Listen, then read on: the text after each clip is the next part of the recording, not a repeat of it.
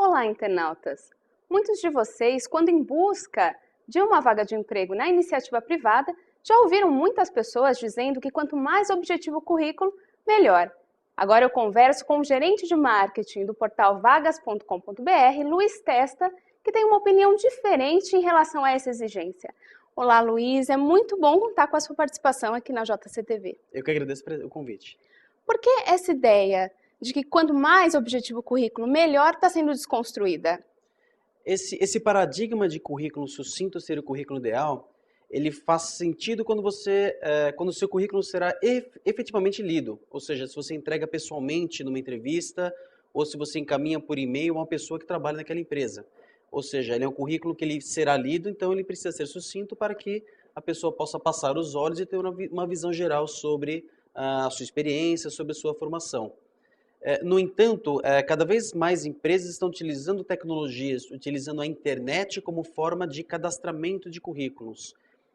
E nesses bancos de dados mais estruturados, onde a pessoa precisa cadastrar todos os campos de formação, experiência profissional, objetivo profissional, informações complementares, cursos que ele realizou, as empresas têm acesso, na grande maioria dos casos, a uma ferramenta que acaba selecionando os candidatos com um perfil mais aderente a vários critérios que a empresa está utilizando no processo seletivo, colocando no topo da lista aqueles mais aderentes. E isso muda muito o contexto do currículo, porque se você utilizar num contexto de cadastros como o do vagas.com.br e outros sites que têm estruturas, campos estruturados de banco de currículo, um currículo sucinto pode deixar de ter uma informação que seria relevante para aquela empresa. Então a empresa eventualmente está procurando uma palavra-chave, está procurando uma pessoa que trabalhou em uma determinada empresa ou um determinado curso que possa ser relevante. Num currículo sucinto, ele é eliminado, porque ele precisa caber em uma ou duas páginas, mas no cadastro de sites como Vagas não é necessário. Por quê? Porque ele não tem limite de páginas. O importante é que o currículo seja cadastrado da maneira mais completa possível para que ele tenha mais chance de ser relevante perante as empresas. É um paralelo um pouco com o que acontece com os sites de busca, né? Ou seja, sites bem feitos, eles têm estruturas sendo pensadas para serem encontrados em buscas feitas por vocês que navegam na internet, né? Por todos que navegam na internet. A mesma coisa começa a funcionar no currículo, ou seja, as empresas, o RH das empresas utilizam ferramentas para identificar quais currículos estão mais aderentes ao seu perfil. E aí currículos muito sucintos podem perder um pouco a chance de estarem no topo dessa lista. Levando em conta, Luiz, esses dois modelos de currículo, sucinto para determinada oportunidade e os mais elaborados quando o cadastro é feito nos sites, que campos devem ser preenchidos e de que forma essas informações devem constar nesses dois tipos de currículos? Os sistemas variam um pouco no contexto de quais campos fazem parte de cada currículo. Mas o importante é que o candidato, a pessoa esteja atenta para preencher todos os campos, independente se ele parece não ser importante. Ou seja, ele tem uma experiência profissional, se existe um campo informando, pedindo para ele classificar aquela experiência, a data de início e data de término, esse é um campo importante porque provavelmente as empresas podem considerar a experiência naquele nível e naquela área como um dos critérios de seleção.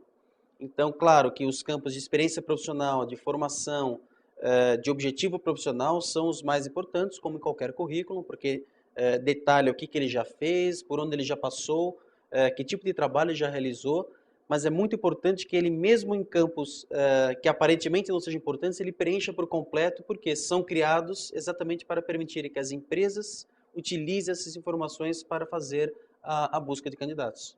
No caso da experiência profissional, da formação superior, de pós-graduação também, se o candidato tem muitos elementos para colocar ali, ele deve priorizar ou deve colocar todos?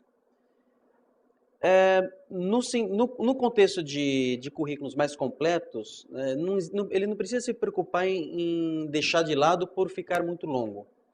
Acho que a preocupação maior deve ser se aquele curso, se esse curso que vocês têm na sua experiência é importante para a carreira que você está buscando. Ou seja, um curso de artesanato, um curso de atividades fora da sua carreira, pode eventualmente não ser relevante para aquela carreira. Agora, qualquer outro curso de formação profissional, mesmo que não seja, que não pareça ser realmente muito importante, ele não precisa ser cortado. Eventualmente, a empresa pode achar interessante uma pessoa que realmente tenha uma bagagem maior de curso de aperfeiçoamento. É importante fazer bem essa diferenciação entre hobby e objetivo profissional, né, Luiz? Faz muita diferença. É, as empresas cada vez mais, nós não somos uma empresa de RH, na verdade, o nosso portal é utilizado pelo RH das empresas para encontrar talentos. Mas nós sabemos que cada vez mais as empresas estão buscando pessoas que tenham vida fora do trabalho, que tenham qualidade de vida, que deem valor à sua vida pessoal, porque também representa a qualidade do trabalho. Mas é claro que existe um limite entre falar o que é importante uma pessoa falar, por exemplo, que ela realize trabalho voluntário, ou que ela já trabalhou em alguma atividade, fez alguma atividade extracurricular na sua faculdade, ou mesmo teve algum tipo de viagem, intercâmbio. Isso faz parte, claro, não é bem um hobby, mas está ligado à vida pessoal, mas tem um impacto profissional. Agora, outras atividades muito relacionadas a hobby realmente não fazem não fazem muito sentido no contexto do recrutamento e seleção. E a carta de apresentação ainda conta muito na hora de se candidatar a vagas de emprego?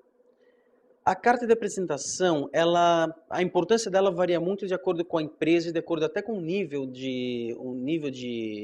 da vaga que você está se candidatando. Na internet é cada vez mais comum as empresas, você nem consegue encaminhar uma carta de recomendação porque é um cadastro. Ou seja, você não consegue anexar uma carta ou encaminhar uma carta junto com aquele cadastro.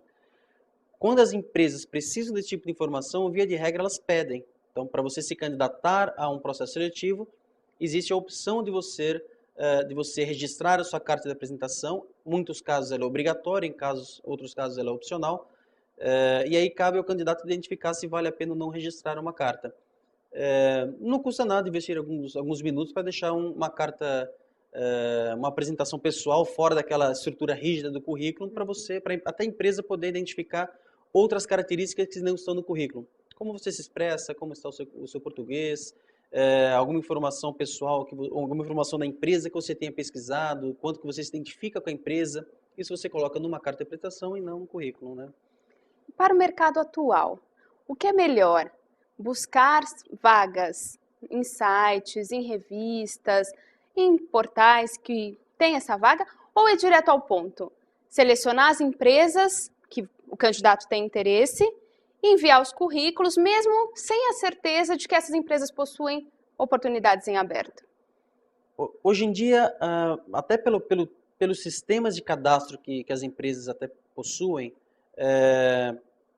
não custa nada. Em muitos casos, você pode até aproveitar um cadastro já existente para deixar uma cópia do seu currículo no site daquela empresa, no banco de dados daquela empresa. E existem muitas empresas que, antes mesmo de divulgarem uma vaga, eventualmente consultam o seu banco de dados para saber se tem uma pessoa com aquele perfil. Mas é cada vez mais comum as empresas divulgarem uma vaga, esperarem alguns dias para essa divulgação ser realizada tanto em sites de emprego, como no seu próprio site, como nas redes sociais, e aí trabalhar somente com candidatos interessados e candidatos que realmente estão disponíveis para aquela oportunidade. Mas não custa nada.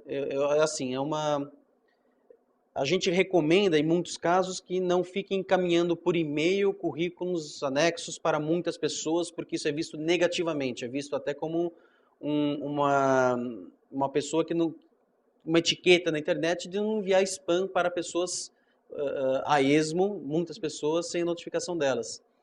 Mas o cadastro nos sites não há problema nenhum. Realmente, por e-mail é que existe um certo limite de se sair divulgando, porque cada vez menos empresas utilizam o e-mail como ferramenta de captação de candidatos, porque dá muito trabalho, um processo seletivo um grande programa de trainees e estágios hoje recebe com certa facilidade 5 ou 10 mil candidatos a um mesmo processo.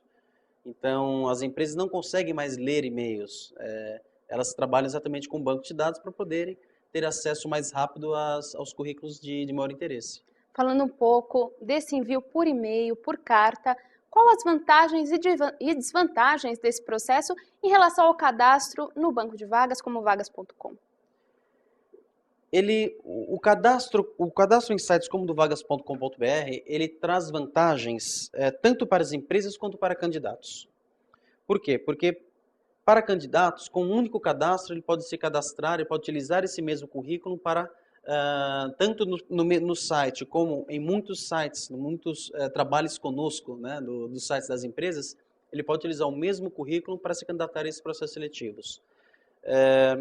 Uma outra vantagem para o candidato é quando ele atualiza um currículo, automaticamente todo o banco é atualizado. Ele não precisa entrar no site de todas as 100, 150 empresas nas quais ele já se cadastrou para atualizar os seus dados. E para a empresa também tem a vantagem de contar, consequentemente, com mais candidatos e naturalmente esse banco é atualizado porque essas pessoas estão se candidatando a outros processos seletivos e o currículo dele, quando for atualizado, também é atualizado na sua base. Já o envio por e-mail, algumas empresas ainda recebem currículo por e-mail, mas para as empresas também além de ser difícil de identificar, dá muito trabalho ler todas essas informações, não dá para classificá-la, e passando 1, 2, 3 semanas, esse currículo já está desatualizado, né? Então, do lado do candidato, sim, vale a pena cadastrar-se, também é possível encaminhar pelo correio ou por e-mail, aí depende muito se a empresa disponibiliza esse tipo de canal de relacionamento. E você falou, Luiz, do cadastro nos sites, do envio por e-mail. Para isso, para esses dois procedimentos, o candidato precisa estar muito interessado e também de olho nas oportunidades. Existe um melhor dia da semana para enviar currículos, para se candidatar a vagas de emprego, para acessar os bancos de vagas? Eu sempre falo que o melhor dia é ontem, né? Porque hoje em dia, com a necessidade de captação de talentos, com a urgência que as empresas têm em contar com uma equipe que esteja trabalhando e já produzindo, as empresas não esperam um dia da semana específico para fazer a seleção de candidatos. Quanto antes, melhor. Consultorias de RH que prestam serviço a empresas têm prazos para entrega dos candidatos para aquela empresa. Então, quanto antes, melhor. Não existe um dia que você deve aguardar para encaminhar o currículo. É ontem. Muito obrigada, Luiz, pela entrevista que você deu ao JC Entrevista. Eu que agradeço. E a você, internauta, muito obrigada e até o próximo programa.